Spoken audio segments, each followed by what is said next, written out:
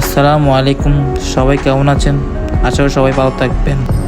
আমি এই ভিডিও দেওয়ার কারণ হচ্ছে যারা কোরবানি করবেন তাদেরকে একটা সতর্কমূলক বার্তা দেওয়ার জন্য। যারা কোরবানি করবেন তারা আল্লাহকে প্রভুকে ভালোবাসে, যারা কোরবানি করবেন তাদেরকে একটা কথা হচ্ছে, যারা ওই গরুটা যেটা কোরবানি করবেন, যে পশুটা কোরবানি করবেন ওটা ছবি ফেসবুকে হোয়াটসঅ্যাপে কাউকে শেয়ার করবেন না।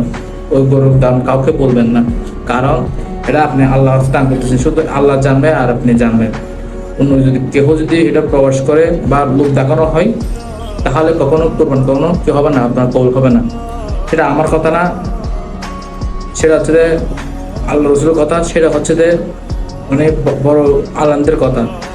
যদি আমার কথা বিশ্বাস না হয় তাদেরকে পরামর্শ দিতে পারেন, বুঝছেন? আর বিশেষ করে যারা সব করতে চান তারা কোরবানি না দেওয়া হচ্ছে এমনি সবাইকে সেলিব্রিটিকে নিয়ে এসে কোরবানি দেন, সেটা হচ্ছে আপনার বেটার হবে, সেটা হচ্ছে আপনার বিষয় ভিত্তি হবে। কিন্তু যারা আল্লাহর হস্তে কোরবানি করবেন, যারা আল্লাহর হস্তে কোরবানি করার ইচ্ছা আছে, তারা কখনো কাউকে দাম বলবেন না।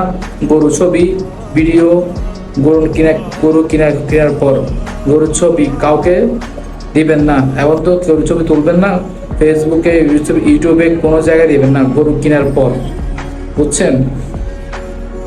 বিশেষ করে অনুরোধ রইল তারা এই কাজটি করবে না, তাহলে কোরআন কখনো আপনার কবুল হতে পারবে না। সেটা আমার কথা না, সেটা হচ্ছে আল্লাহ রসুলের কথা।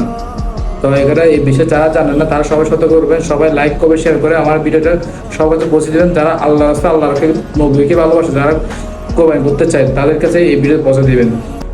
তারা হয়তো না জেনে এই ভিডিও করতে পারে, সেই জন্য তাদেরকে সতর্কবামূলকভাবে আমি ভিডিওটা করছি। আসসালামু আলাইকুম।